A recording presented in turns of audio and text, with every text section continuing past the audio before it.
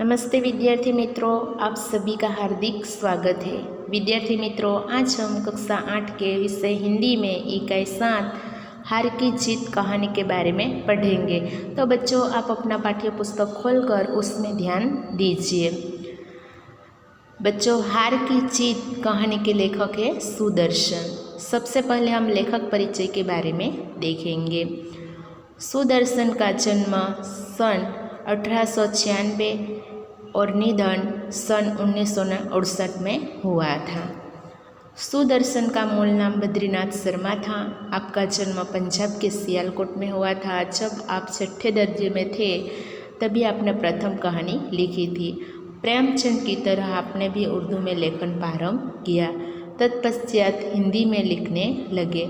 नाटक, कहानी, उपन्यास लिखकर हिंदी साहित्य को समृद्ध किया। तो बच्चों, सुदर्शन का मूल नाम है बद्रीनाथ शर्मा। उसका जन्म पंजाब के सियालकोट में हुआ था। जब वह 6ठी कक्षा में थे तभी से ही उन्होंने प्रथम कहानी लिखना शुरू किया। पहले तो प्रेमचंद की तरह उर्दू में लेखन प्रारंभ किया था। उसके पश्चात हिंदी में वह लिखने लगे। नाटक, कहानी, उपन्यास लिखकर हिंदी साहित्य को उन्होंने समृद्ध किया था। प्रस्तुत कहानी सुदर्शन जी द्वारा लिखित एक उपदेश प्रदान कथा है जो मानव भावनाओं पर आधारित है। बाबा भारती के अनोखे घोड़े की चर्चा डाकू खड़क सिंह के कानों तक पहुंचती है। वह धोखे से घोड़ा ले जाता है, परंतु बाबा भारती की एक बात उसे घोड़ा लौटाने पर मजबूर कर देती है। उसी बात ने इस डाकू का हृदय परिवर्तन कर दिया। इसी बात यहाँ प्रकाश डाला गया है। इस कहानी में विनम्रता, उदारता, पश्चाताप, दया भाव, लोकहित की आकांक्षा आदि मूल्यों को समाविष्ट किया गया है। तो बच्चों, हार की जीत एक आदर्शवादी कहानी है। इस कहानी में क्या है तो मानव भावनाओं पर आधारित है।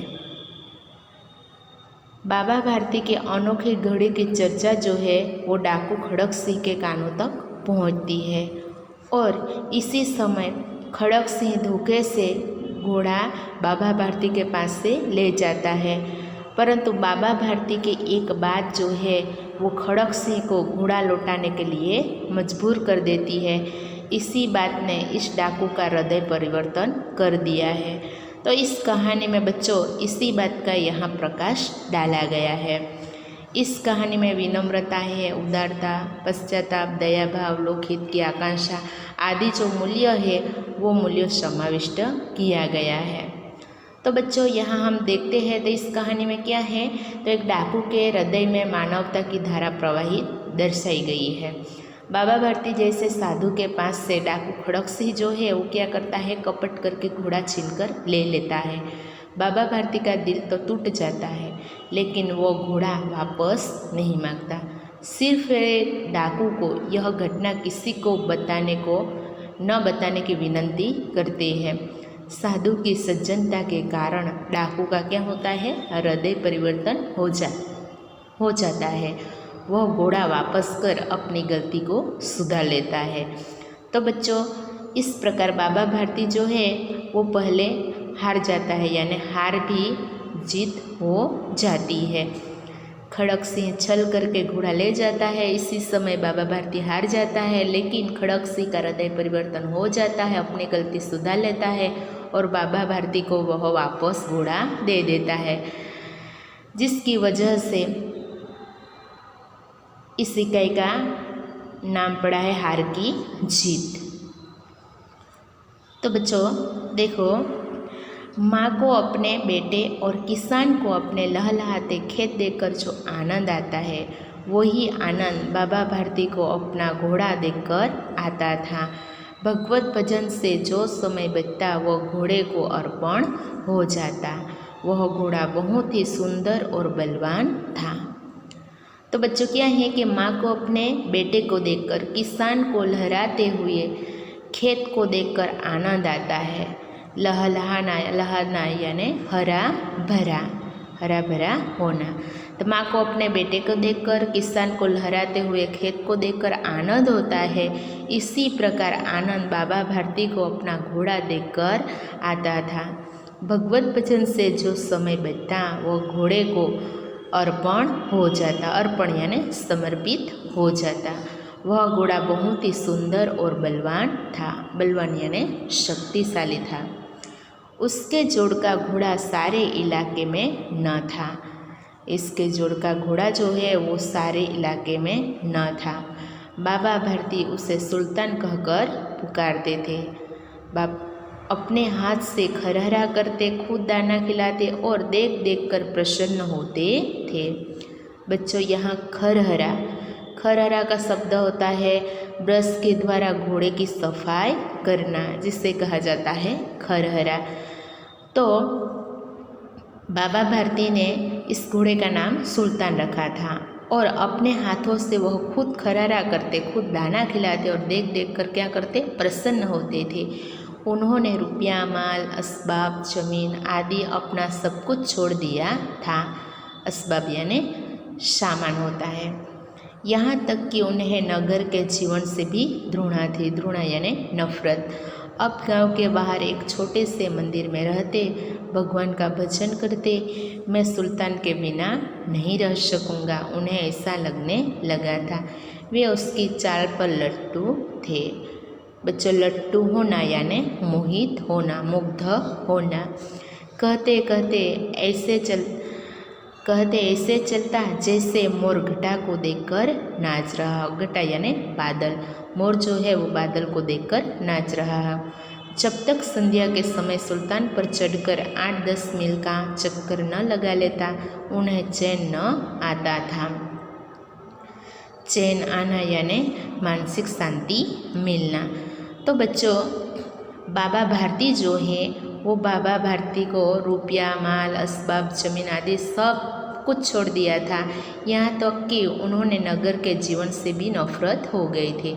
गांव के बाहर एक छोटे से मंदिर में बाबा भारती रहते थे, भगवान का भजन करते थे और कहते थे कि मैं सुल्तान के बिना नहीं रह सकूँगा। उन्होंने ऐसा लगने लगा था।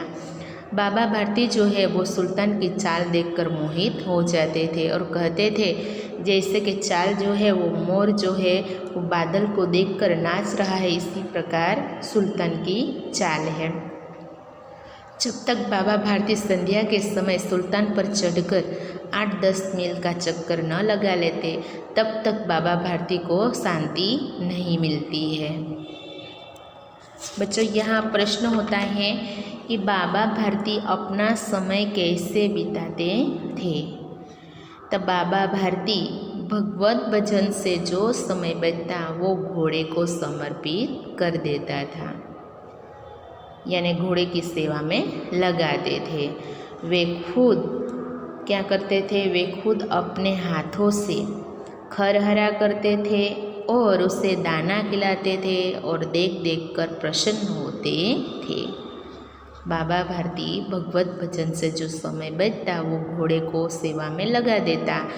बाबा भारती खुद अपने हाथों से खरहरा करते, खुद दाना खिलाते और देख देख कर उससे प्रसन्न होते थे। यहाँ और प्रश्न होता है, बाबा भारती ने घोड़े का नाम क्या रखा था। तब बाबा भारती ने घोड़े का नाम रखा था सुल्तान। सुल्तान कैसा था, तब बहुत ही सुंदर और बलवान था। सुल्तान की चाल कैसी थी, तो बच्चों सुल्तान की चाल कैसी थी, तो जैसे कि मोर घटा को देखकर नाच रहा है, इसी प्रकार सुल्तान की चाल थी।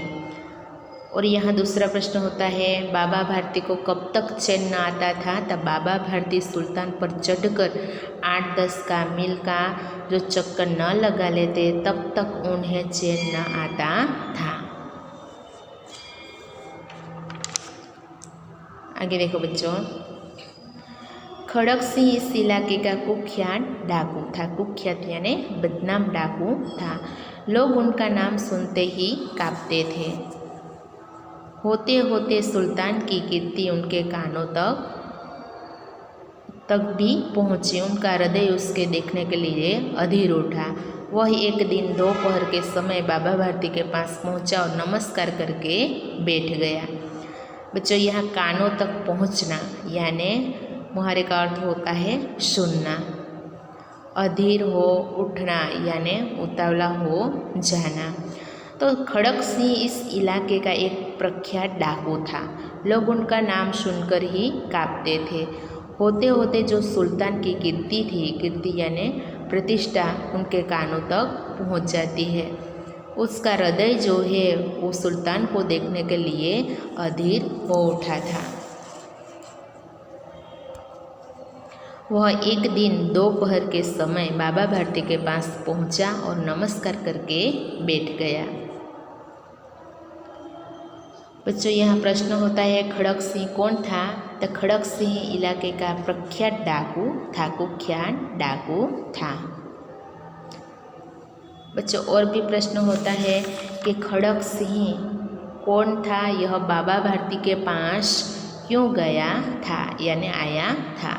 तो खड़क सिंह इलाके का प्रख्यात डाकू था और वह बाबा भारती के घोड़े को यानी सुल्तान को देखने के लिए उसके पास आया था। आगे देखो, बाबा भारती ने पूछा, खड़क सिंह क्या हाल है? बाबा भारती प्रश्न कर रहा है, खड़क सिंह क्या हाल है? खड़क सिंह ने सिर झुकाकर उत्तर दिया, आपकी दया है। कहो इधर कैसे आ गए? बाबा भारती कहते हैं, कहो इधर कैसे आ गए?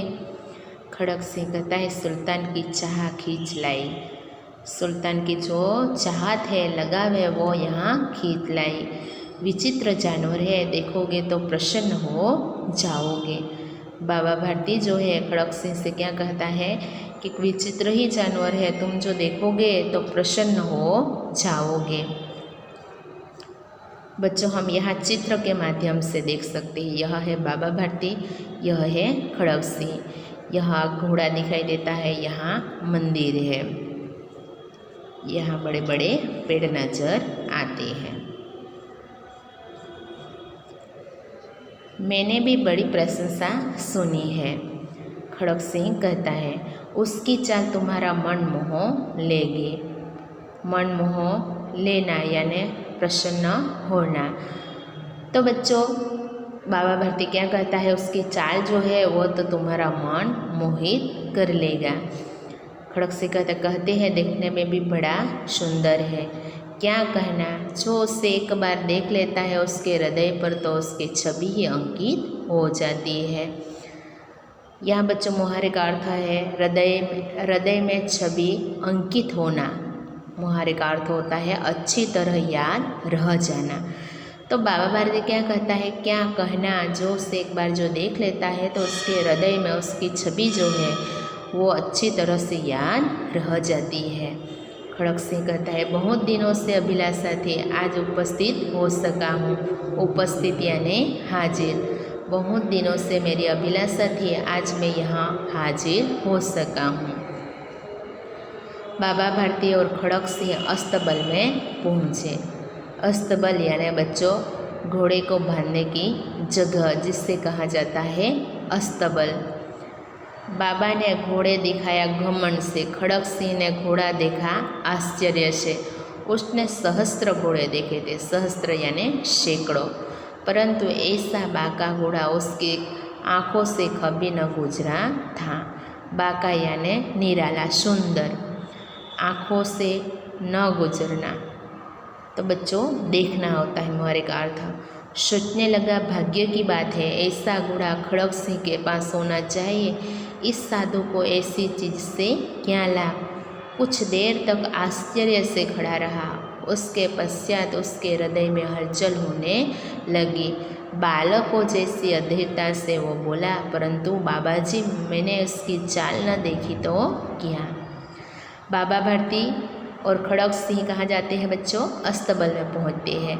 बाबा जो है वो घोड़ा घमंड से दिखाता है और खड़क सिंह जो है घोड़ा को आश्चर्य से देखता है। खड़क सिंह मनोमन सोचने लगा, मैंने सहस्त्र घोड़े देखे, परंतु ऐसा निराला घोड़ा कभी भी मेरे सामने से नहीं गुजरा था। वो खुद सोचने लगे, भाग्य की बात है, ऐसा घोड़ा तो खड़क सिंह के पास होना चाहिए, मेरे पास होना चाहिए। इस साधु को ऐसे चीज़ों से क्या लाभ। कुछ देर तक तो वो आश्चर्य से खड़ा रह गया। उसके पश्चात उसके हृदय में एक हलचल होने लगी। बालकों की अधीरता से वह बोलता है, परंतु बाबा जी, मैंने उसकी चाल न देखी तो क्या हुआ। बच्चों, यहाँ प्रश्न होता है, घोड़ा देखकर खड़क सिंह के मन में क्या विचार आया। तो घोड़ा देखकर खड़क सिंह के मन में विचार आया कि ऐसा घोड़ा तो मेरे पास होना चाहिए। इस साधु को ऐसी चीज़ से क्या मतलब, ऐसा घोड़ा मेरे पास होना चाहिए, इस साधु को ऐसी चीज़ों से क्या लाभ। और भी प्रश्न बच्चों होता है, खड़क सिंह को घोड़ा कैसा लगा। तो खड़क सिंह को घोड़ा कैसा लगा था। तो खड़क सिंह को घोड़ा बाका लगा। कैसा लगा था बच्चों, बाका लगा था, क्योंकि उसने सहस्त्र घोड़े देखे थे, लेकिन ऐसा जो घोड़ा है उसकी आँखों के सामने से, यानी उसकी नज़रों से न गुजरा था, उसकी नज़रों से न गुजरा था। आगे देखो बच्चों, बाबा जी भी मनुष्य ही थे। बाबा जी क्या है कि मनुष्य ही थे। अपनी वस्तु की प्रशंसा दूसरे के मुख से सुनने के लिए उनका हृदय अधीर हो गया। घोड़े को खोलकर बाहर ले गए। घोड़ा वायु वेग में उड़ने लगा। पवन की गति में उड़ना जिससे कहा जाता है बच्चों वायु वेग। तो बाबा भारती भी मनुष्य थे और मनुष्य होने के वजह से अपनी वस्तु की प्रशंसा दूसरे के मुख से सुनने के लिए उनका हृदय जो है वो उतावला हो जाता है। घोड़े को खोलकर बाबा भारती जो है वो खड़क सिंह के पास बाहर लेकर आता है। तुरंत ही घोड़ा जो है वो वायु वेग में उड़ने लगा। घोड़े की चाल देखकर उसके हृदय पर तो सांप लौट गया। सांप लौटना यानी ईर्ष्या होना। वह डाकू था जो वस्तु उसे पसंद आ जाए इस पर अपना अधिकार समझने लगता था। उसके पास बाहुबल था, आदमी था। जाते जाते उसने कहा, बाबा जी, मैं यह घोड़ा आपके पास न रहने दूंगा। तो बच्चों यहाँ क्या है कि बाबा भारती जो है वो घोड़े को लेकर खड़क सिंह के सामने आता है। इसी समय घोड़ा वायु वेग में उड़ने लगता है। उसके चाल देखकर तो खड़क सिंह के हृदय में ईर्ष्या होने लगती है। एक वह डाकू था जो वस्तु से खड़क सिंह को पसंद था वो अपना अधिकार समझने लगता था। उसके पास बाहुबल था और आदमी था, जिसकी वजह से खड़क सिंह जाते जाते बाबा भारती से कहा गया कि बाबा जी, मैं यह घोड़ा आपके पास न रहने दूंगा।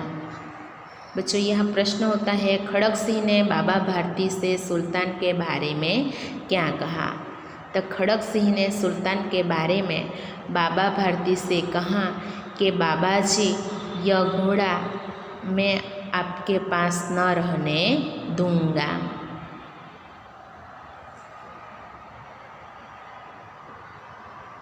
और भी बच्चों यहाँ प्रश्न होता है कि बाबा भारती किस बात से डर गए थे। तो खड़क सिंह ने बाबा भारती को जाते जाते कहा था कि बाबा जी, मैं यह घोड़ा आपके पास न रहने दूंगा। इस बात से बाबा भारती डर गए थे।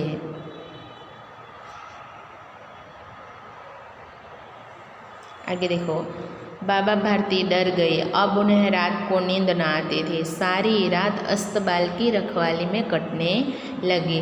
प्रतिक्षण खड़क सिंह का डर लगा रहता था, परंतु कई महीने बीत गए, वह न आया। यहाँ तक कि बाबा भारती कुछ असावधान हो गए थे। बच्चों बाबा भारती डर गए थे। क्यों डर गए थे? तो जाते जाते बाबा भारती को खड़क सिंह कह गया था कि यह घोड़ा मैं आपके पास न रहने दूंगा। अब उन्होंने रात की नींद जो है वो रात की नींद भी चली जाती है और सारी रात अस्तबल की रखवाली में कटने लगी। प्रतिक्षण यानी हर एक क्षण खड़क सिंह को डर लग रहा था कि परंतु कई महीने बीत जाते हैं और वह खड़क सिंह घोड़ा लेने के लिए नहीं आता था। यहाँ तक कि वह बाबा भारती जो है वो असावधान हो जाते, यानी लापरवाह हो गए थे। बच्चों यहाँ प्रश्न होता है, खड़क सिंह की धमकी का बाबा भारती पर क्या प्रभाव पड़ा? खड़क सिंह की धमकी का बाबा भारती पर क्या प्रभाव पड़ा? तो खड़क सिंह की धमकी का बाबा भारती पर यह प्रभाव पड़ा कि उनकी रातों की नींद और दिन का चैन गायब हो गया और खड़क सिंह के भय से वह रात भर अस्तबल की रखवाली करते रहते थे। क्या होता है, खड़क सिंह की धमकी का बाबा भारती पर यह प्रभाव पड़ता है कि उनकी रातों की नींद जो है वो चली जाती है, दिन का चैन गायब हो जाता है और खड़क सिंह के भय से रात भर बाबा भारती क्या करता है, अस्तबल की रखवाली करते रहते हैं।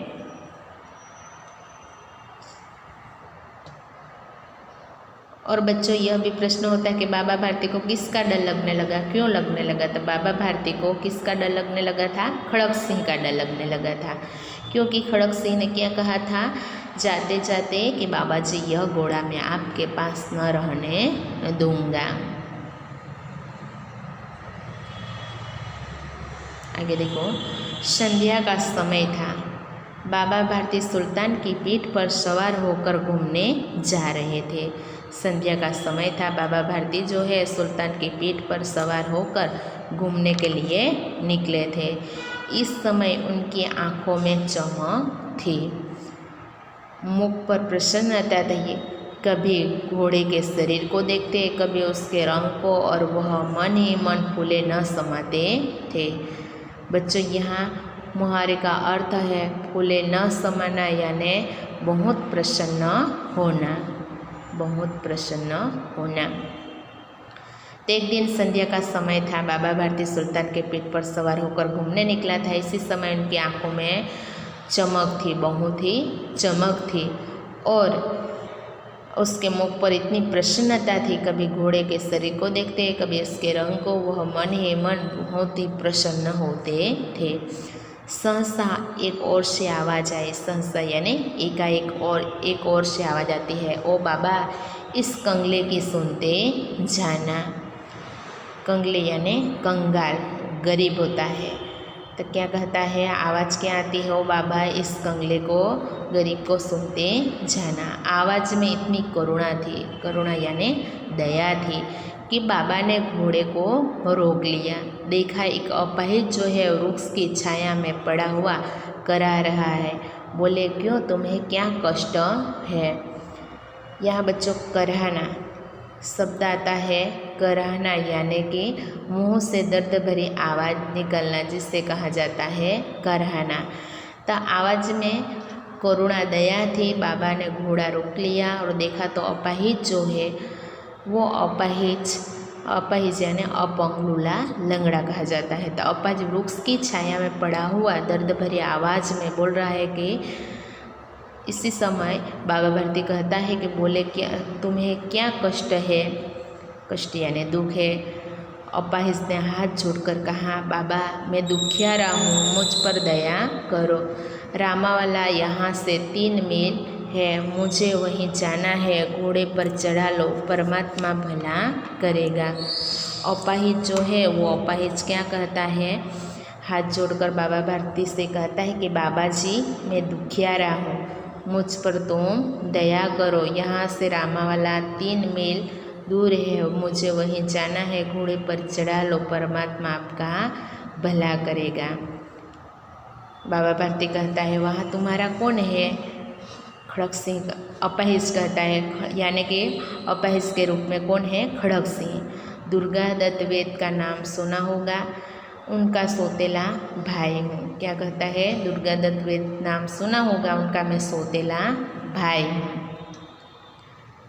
बाबा भारती ने घोड़े से उतरकर अपाहिज को घोड़े पर बिठा लिया और स्वयं ही उनकी लगाम पकड़कर धीरे धीरे चलने लगे। लगाम यानी बच्चों क्या होता है? बाघ होता है। तो बाबा भारती घोड़े से उतर जाता है और अपाहिज को घोड़े पर बिठा देता है और स्वयं लगाम पकड़कर वह धीरे धीरे चलने लगा था।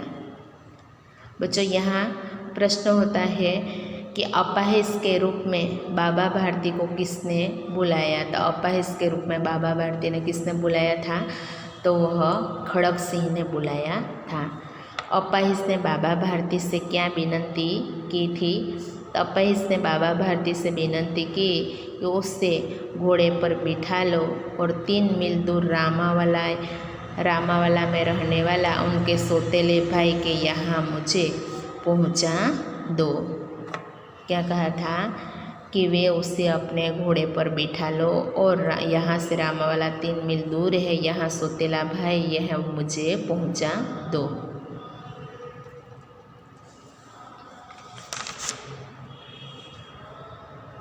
बच्चों यहाँ के अपाहिज के सौतेले भाई का नाम क्या था, तो दुर्गादत्त वेद था।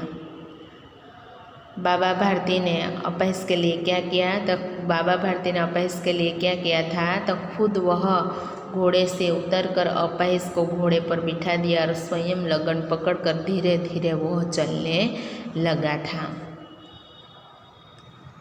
सहसा उन्हें एक झटका सा लगा और लगाम हाथ से छूट गई। सहसा अचानक ही एक झटका लगा जोर से और उसके हाथ से, बाबा भारती के हाथ से लगाम छूट गई। उनके आश्चर्य का ठिकाना न रहा। आश्चर्य का ठिकाना न रहना यानी आश्चर्यचकित हो जाना।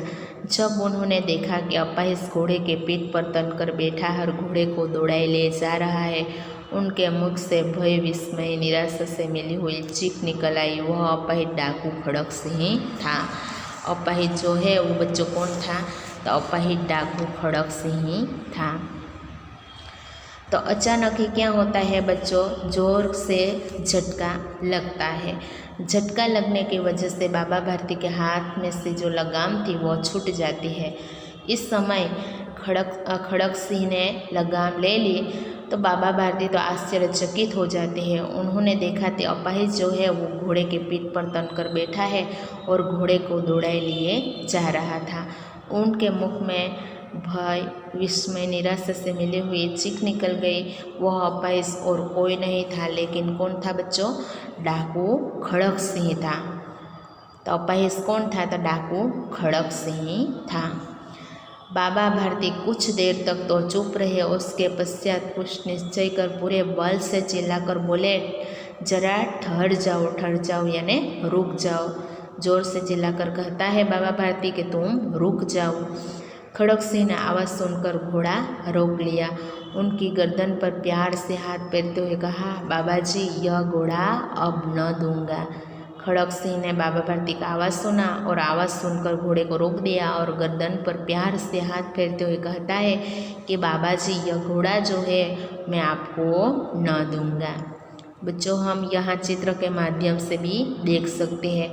तो यहाँ सुल्तान यानी बाबा भारती का जो घोड़ा है वो घोड़े पर क्या करता है, तो खड़ग सिंह अपाहिज के रूप में डाकू खड़ग सिंह था, जिससे बाबा भारती दया तरस खाकर उससे बिठा लेता है और जैसे ही बैठा देता है और लगाम पकड़कर बाबा भारती चलने लगते हैं। तो इसी समय जोर से एक झटका आता है और लगाम जो है घोड़े को जो बांधी हुई यह लगाम है, बाग है, वो बाबा भारती के हाथ से छूट जाती है और खड़ग सिंह जो है वो ले लेता है और घोड़े को दौड़ाए ले जा रहा था। इसी समय बाबा भारती उसे जोर से चिल्लाते हुए उसे ठहरने के लिए कहता है। तब बाबा भारती के आवाज़ सुनकर खड़ग सिंह रुक जाता है। अपाहिज जो है वो रुक जाता है और कहता है कि बाबा जी प्यार से हाथ फेरते हुए कि अब यह घोड़ा न दूंगा। बच्चों हम चित्र के माध्यम से यहाँ देख सकते हैं, यहाँ खड़ग सिंह अपाहिज के रूप में घोड़े को छीन लेता है और बाबा भारती जो है वो देखते ही रह जाते हैं। बच्चों यहाँ प्रश्न होता है कि खड़ग सिंह ने सुल्तान को कैसे प्राप्त किया था। खड़ग सिंह ने सुल्तान को कैसे प्राप्त किया था, तो एक दिन संध्या का समय था। बाबा भारती घोड़े पर सवार होकर घूमने के लिए निकले थे। रास्ते में उन्होंने एक अपाहिज जो है वो अपाहिज की करुणा भरी आवाज़ सुनी। उसने रामा वाला गांव पहुंचाने की प्रार्थना की थी। बाबा भारती ने उसके ऊपर तरस खाकर क्या किया था, उसे घोड़े पर बिठा लिया और खुद लगाम पकड़कर धीरे धीरे चलने लगा। अचानक इस अपाहिज ने एक झटका दिया और घोड़े की लगाम अपने हाथ में ले ली। वह अपाहिज कोरोई नहीं था, लेकिन डाकू खड़क सिंह था। इस प्रकार छल से खड़क सिंह ने बाबा भारती से सुल्तान को प्राप्त किया था।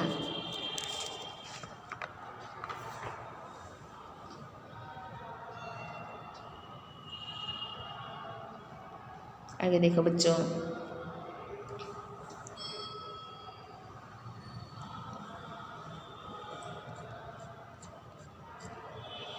मगर एक बात सुनते जाओ। बाबा भारती क्या कहता है, मगर एक बात मेरी सुनते जाओ। खड़क सिंह ठहर गया। बाबा भारती के निकट आकर उसकी ओर ऐसी आंखों से देखता जैसे बकरा कसाई की ओर देखता है। फिर कहा, यह घोड़ा तुम्हारा हो चुका। मैं तुमसे उसे वापस करने के लिए नहीं कहूँगा, परंतु खड़क सिंह केवल एक प्रार्थना करता हूँ कि उसे अस्वीकार न करना, नहीं तो मेरा दिल टूट जाएगा। खड़क सिंह जो है वो ठहर जाता है। बाबा भारती ने निकट जाकर उसकी ओर देखता है तो ऐसी आंखों से देख रहा है कि जैसे कि बकरा कसाई की ओर, बकरा जो है वो कसाई की ओर देखता है, इसी प्रकार वह बाबा भारती देख रहा है। फिर कहता है कि यह घोड़ा आज से तुम्हारा हो चुका। मैं तुमसे उसे वापस करने के लिए भी नहीं कहूँगा, परंतु खड़क सिंह केवल एक ही प्रार्थना करता हूँ, उसे अस्वीकार न करना, नहीं तो मेरा दिल टूट जाएगा। बच्चों, यहाँ मुहावरे का अर्थ है दिल टूट जाना, यानी क्या होगा, निराश होना। तो बाबा भारती खड़क सिंह की ओर कैसे देखता है, जैसे कि बकरा कसाई की ओर देखता है, इसी प्रकार बाबा भारती खड़क सिंह की ओर देखता है। खड़क सिंह ने बाबा भारती से क्या प्रार्थना की, तो क्या प्रार्थना की थी, यह घोड़ा तुम्हारा हो चुका। मैं तुमसे उसे वापस करने के लिए नहीं कहूँगा, लेकिन मेरी एक ही प्रार्थना है कि उसे स्वीकार न करो, नहीं तो मेरा दिल टूट जाएगा। बाबा जी आज्ञा कीजिए, मैं आपका दास हूँ, केवल यह घोड़ा न दूंगा। दास यानी सेवक हूँ। क्या कहता है बाबा जी, मैं तो आपका सेवक हूँ, केवल यह घोड़ा न दूंगा। अब घोड़े का नाम न लो, मैं तुमसे इसके विषय में कुछ न कहूँगा। मेरी प्रार्थना केवल यही है कि इस घटना को किसी के सामने प्रकट न करना। बाबा भारती ने खड़क सिंह से क्या प्रार्थना की थी कि बाबा भारती ने खड़क सिंह से सुल्तान के बारे में प्रार्थना की कि इस घटना को किसी के सामने प्रकट न करना। यानी बच्चों, यह घटना जो है, यानी छल पूर्वक बाबा भारती के हाथ से खड़क सिंह ने जो घोड़ा अपाहिज के रूप में छीन लिया है, यह घटना जो है वो किसी को मत बताना। यह कौन कहता है, बाबा भारती जो है वो खड़क सिंह को कह रहा है।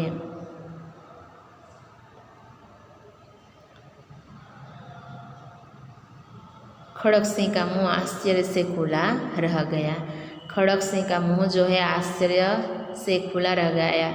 आश्चर्य से खुला रहना यानी बच्चों आश्चर्यचकित हो जाना। उसका विचार, खड़क सिंह का विचार था कि उसे घोड़े को लेकर यहाँ से भागना पड़ेगा, परंतु बाबा भारती ने स्वयं उससे कहा कि इस घटना को किसी के सामने प्रकट न करना।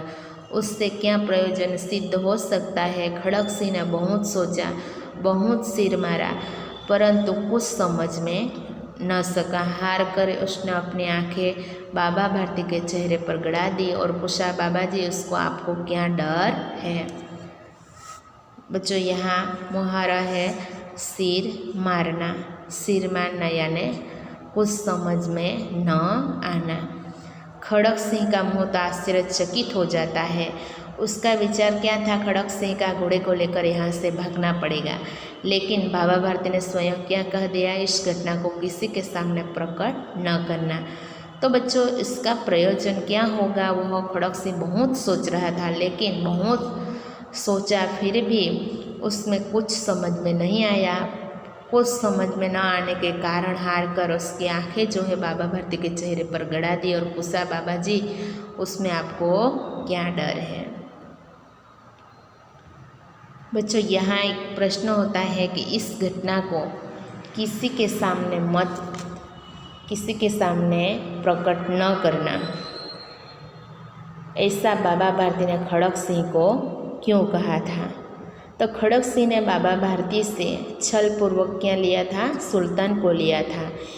इस घटना को लोगों को पता चलने पर कोई भी दिन दुखी है, यानी कि कोई भी दिन दुखिया पर विश्वास न करेगा। इसलिए बाबा भारती ने खड़क सिंह से कहा कि इस घटना के बारे में तुम किसी को मत बताना।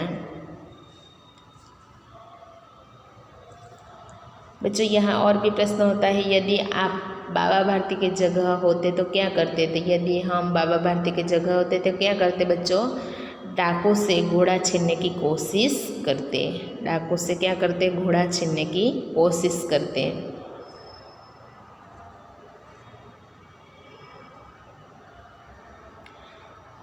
सुनकर बाबा भारती ने उत्तर दिया, लोगों को अगर इस घटना का पता चल गया तो वे किसी गरीब का विश्वास न करेंगे। यह कहते कहते उन्होंने सुल्तान की ओर से इस तरह मुंह मोड़ लिया जैसे उनका कोई संबंध ही नहीं था, क्योंकि बच्चों सुल्तान के बिना बाबा भारती रह नहीं सकता था, जिसकी वजह से बाबा भारती ने खड़क सिंह को इतना ही उत्तर दिया कि लोगों को अगर छल पूर्वक ले जाने की घटना के बारे में पता चल गया तो दीन दुखियों पर वह विश्वास न करेगा। इसीलिए बाबा भारती ने इतने कहते कहते सुल्तान की ओर से इस तरह मुंह मोड़ लिया कि उनका कोई संबंध ही नहीं रहा। बाबा भारती वहाँ से चले जाते हैं। उनके शब्द खड़क सिंह के कानों में इसी प्रकार गूंज रहे थे। सोचता था कि कैसे उच्च विचार है, पवित्र भाव है, उन्हें इस घोड़े से इतना प्रेम था। उसे देखकर उनका मुख जो है फूल की नाई खिल जाता था। कहते थे उसके बिना मैं न रह सकूँगा। बच्चों यह मुहारा है, मुख फूल की नाई की तरह खिलना, यानी बहुत प्रसन्न होना। उसकी रखवाली में वे कई रात सोए नहीं थे, भजन भक्ति न कर रखवाली करते रहे, परंतु आज उनके मुख पर दुख की रेखा तक दिखाई न पड़ती थी। उन्हें केवल यह ख्याल था कि कहीं लोग गरीबों पर विश्वास करना न छोड़ दे। ऐसा मनुष्य नहीं, लेकिन कैसा है, देवता के समान है। बाबा भारती जो है खड़क सिंह के इतना ही कहते कहते चला गया था कि लोगों को अगर इस घटना को पता चले तो किसी गरीब का विश्वास न करेगा। तो इसी समय खड़क सिंह सोचने लगता था। इतना कहकर बाबा भारती वहाँ से चले जाते हैं, लेकिन यह शब्द खड़क सिंह के कानों में इस प्रकार गूंजते रहते हैं। वे सोचता है खड़क सिंह कि बाबा भारती के विचार कितने उच्च है, पवित्र भाव है, घोड़े से इतना प्रेम था। उसे देखकर तो उसका मुख फूल की ना यानी बहुत प्रसन्न रहता था। कहता था कि मैं इसके बिना न रह सकूँगा। और उसकी रखवाली में तो कई रात सोए नहीं थे, भजन भक्ति न कर रखवाली करते, परंतु आज उसके मुख पर दुख की रेखा तक न दिख पड़ते थे। उन्होंने केवल ख्याल था कि कहीं लोग गरीबों पर विश्वास करना छोड़ न दे। ऐसा मनुष्य नहीं, लेकिन कैसा है, देवता के समान है। रात्रि के अंधकार में खड़क सिंह बाबा भारती के मंदिर में पहुंच जाता है। चारों ओर सन्नाटा है। सन्नाटा यानी बच्चों कोलाहल है। आकाश में तारे टिमटिमा रहे थे। थोड़ी दूर पर गाँव में कुत्ते भूक रहे थे। आकाश में तारे टिमटिम रहे थे। थोड़ी दूर पर गाँव में कुत्ते भूक रहे थे। मंदिर के अंदर कोई शब्द सुनाई न देता था। मंदिर के अंदर कोई शब्द सुनाई भी नहीं देता था। खड़क सिंह सुल्तान की बाग पकड़े हुए था। खड़क सिंह क्या करता है, सुल्तान की लगाम पकड़कर जाता है। वह धीरे धीरे अस्तबल में फाटक पर पहुंचा। फाटक यानी दरवाज़ा। धीरे धीरे क्या करता है, अस्तबल के फाटक पर पहुंच जाता है। फाटक खुला पड़ा था। किसी समय वहां बाबा भारती स्वयं लाठी लेकर पहरा देते थे, परंतु आज उन्हें किसी चोरी या किसी डाके का भय न था। खड़क सिंह ने आगे बढ़कर सुल्तान को उसके स्थान पर बांध दिया और बाहर निकलकर सावधानी से फाटक बंद कर दिया। इस समय उसकी आंखों में नेकी के आंसू थे। नेकी यानी ईमानदारी के आंसू थे। तो खड़क सिंह क्या करता है बच्चों, एक दिन बाबा भारती के मंदिर पहुंच जाता है। उसका हृदय परिवर्तन हो जाता है, जिसकी वजह से वह बाबा भारती के मंदिर जाता है। चारों ओर सन्नाटा था, आकाश में तारे टिमटिम रहे थे। थोड़े दूर पर गांव में कुत्ते भूख रहे थे। मंदिर के अंदर कोई शब्द सुनाई नहीं देता था। सुल्तान जो है, उस सुल्तान को खड़क सिंह बाग पकड़ कर ले जाता है। धीरे धीरे अस्तबल में जाता है। अस्तबल का फाटक खुला था और बाबा भारती वहाँ स्वयं लाठी लेकर भी पहरा देते थे। लेकिन अब बाबा भारती को यह डर नहीं था कि वहाँ सुल्तान नहीं था, इसीलिए उन्हें कोई चोरी किसी डाके का भय न होने के वजह से वहाँ बाबा भारती भी नहीं था। खड़क सिंह आगे बढ़ जाता है और सुल्तान को उसके स्थान पर बांध देता है और बाहर निकलकर सावधानी से फाटक बंद कर देता है। और उस समय उनकी आँखों में नेकी यानी भलाई ईमानदारी के आंसू थे। बच्चों, यहाँ एक और भी प्रश्न होता है, खड़क सिंह का हृदय परिवर्तन क्यों हो गया? खड़क सिंह का हृदय परिवर्तन क्यों हो गया? तो बाबा भारती, बच्चों क्या होता है कि बाबा भारती ने खड़क सिंह से प्रार्थना की कि वह भले ही सुल्तान को ले जाए। क्या कहा था कि वह भले ही सुल्तान को ले जाए, परंतु इस घटना के बारे में किसी से न कहे। जिस तरह छल से उसने घोड़ा चुराया है, उससे कोई भी व्यक्ति अपाहिज या गरीब पर विश्वास न करेगा। बाबा भारती के ये शब्द जो है वो खड़क सिंह के कानों में देर तक गूंजते रहे थे। बाबा भारती के उच्च विचार और पवित्र भाव ने खड़क सिंह को सोचने के लिए मजबूर कर दिए। इसे लगा कि ऐसा देवता पुरुष जो है वो देवता पुरुष के साथ छल करना योग्य नहीं है। इस प्रकार खड़क सिंह का हृदय परिवर्तन हुआ और उसे बाबा भारती को फिर से घोड़ा लौटा दिया।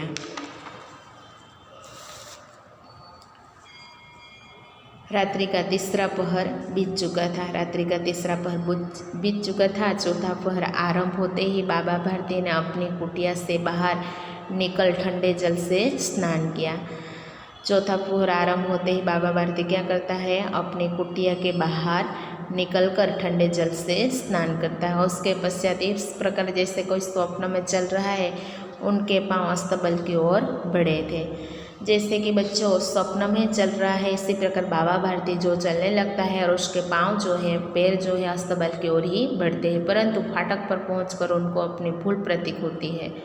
फाटक पर दरवाजे पर पहुंचकर उनकी भूल प्रतीक होती है कि साथ ही घोर निराशा के पाँवों से मन ही मर का भर बना देता है। वहीं रुक गए थे। घोड़े ने अपने स्वामी के पाँवों की चाप को पहचान लिया और जोर से हिनाया। घोड़े ने अपने स्वामी के पाँवों की जो चाप है, चाप यानी बच्चों आहट, वह सुन ली और जोर से घोड़ा हिनाया। अब बाबा भारती आश्चर्य और प्रसन्नता से दौड़ते हुए अंदर घुसे। अपने प्यारे घोड़े को गले से लिपटकर इस प्रकार रोने लगे मानो कोई पिता बहुत दिनों से बिछड़े हुए पुत्र से मिल रहे हो। बार बार उसके पीठ पर हाथ फेरते, बार बार उसके मुंह पर थपकियाँ देते। फिर वे संतोष से बोले, अब कोई गरीबों की सहायता से मुँह नहीं मोड़ेगा। जब बाबा भारती को पता चला, जब घोड़ा जो है वो बाबा भारती के पाँवों की चाप सुनकर जोर से हिनहिनाया, तो बाबा भारती इसी समय क्या करता है, दौड़ते हुए वह अस्तबल के अंदर घुस जाता है और घोड़े को देखकर प्यारे घोड़े को क्या करते हैं, गले से लिपट कर इस प्रकार रोने लगता है जैसे कि मानो कोई पिता जो है बहुत दिनों से बिछड़े हुए पुत्र से मिल रहा हो। बार बार उसकी पीठ पर क्या करते थे, हाथ फेरते थे और बार बार उसके मुंह पर क्या करते, थपकियाँ देते थे। और फिर संतोष से बाबा कहते हैं, अब कोई गरीबों की सहायता यानी सहायता से मुँह नहीं मोड़ेगा, मदद से मुँह नहीं मोड़ेगा। बच्चों यहाँ प्रश्न होता है कि बाबा भारती सुल्तान से कैसे मिले थे। तो बाबा भारती सुल्तान से कैसे मिले थे, जैसे कोई पिता जो है वो बहुत दिनों से बिछड़े हुए पुत्र से मिलते हैं, इस प्रकार बाबा भारती सुल्तान से मिले थे। और बच्चों इसी प्रकार और भी प्रश्न होता है कि घोड़े को वापस आया देखकर बाबा भारती ने घोड़े से कैसा बर्ताव किया। तो बच्चों घोड़े को वापस आया देखकर बाबा भारती ने उसके साथ कैसा बर्ताव किया। तो बाबा भारती ने उसे मानो कोई पिता बहुत दिनों से बिछड़े हुए पुत्र से मिलते हैं इसी प्रकार मिलता है, और बार बार उसकी पीठ पर हाथ फेरता था और बार बार उसके मुंह पर थपकियाँ देते थे। इसी प्रकार घोड़े को वापस देखकर बाबा भारती घोड़े से बर्ताव किया था। और बच्चों यहाँ और प्रश्न होता है कि अब कोई गरीबों की सहायता से मुंह नहीं मोड़ेगा, ऐसा बाबा भारती ने क्यों कहा। तो बाबा भारती के उच्च विचार और पवित्र भाव के कारण खड़ग सिंह को बाबा भारती कैसा लगा था, देवता लगा था। और देवता लगने की वजह से उसका हृदय परिवर्तन हुआ। उसने घोड़ा वापस लौटा दिया। अस्तबल में जो बंधा हुआ जो सुल्तान है, वो सुल्तान जो जोर से हीन आया तो बाबा भारती उसके पास दौड़कर अस्तबल में आए और घोड़े को लिपट कर इस प्रकार रोने लगे कि मानो कोई पिता बहुत दिनों से बिछड़े पुत्र को मिल रहा है। इसी प्रकार वह बार बार उसके पीठ पर हाथ फेरते, बार बार उसके मुंह पर थपकियाँ देते थे और संतोष से बोले, अब कोई गरीबों की सहायता से मुंह नहीं मोड़ेगा। तो बच्चों यह हमने हार की जीत सुदर्शन लिखित यह कहानी जो है वो कहानी अच्छी तरह से पढ़ ले। तो बच्चों इस कहानी में क्या है कि बाबा भारती जो है वो बाबा भारती पहले तो क्या होता है, खड़ग सिंह छल करके उसके पास से घोड़ा ले लेता है, इसी समय हार जाता है। और बाद में क्या होता है कि बाबा भारती के उच्च विचार और पवित्र भाव की वजह से खड़ग सिंह का जो छल करके जो घोड़ा ले गया था तो उसका हृदय परिवर्तन हो जाता है, और हृदय परिवर्तन होने की वजह से खड़ग सिंह में मानवता आ जाती है और खड़ग सिंह बाबा भारती का घोड़ा को वापस लौटा देता है, जिसकी वजह से पहले बाबा जी क्या होता है तो हार जाता है। उसके बाद फिर खड़ग सिंह इस घोड़े को लौटा देता है, इसलिए बाबा भारती क्या होता है, जीत जाता है। तो बच्चों इसके अनुसार यह कहानी जो है हार की जीत। तो बच्चों हमने यह हार की जीत कहानी को अच्छी तरह से समझ लिए, सभी प्रश्नों की जानकारी भी प्राप्त कर ले। तो बच्चों यह हार की जीत कहानी पढ़ना और सभी प्रश्न तैयार करना। धन्यवाद बच्चों।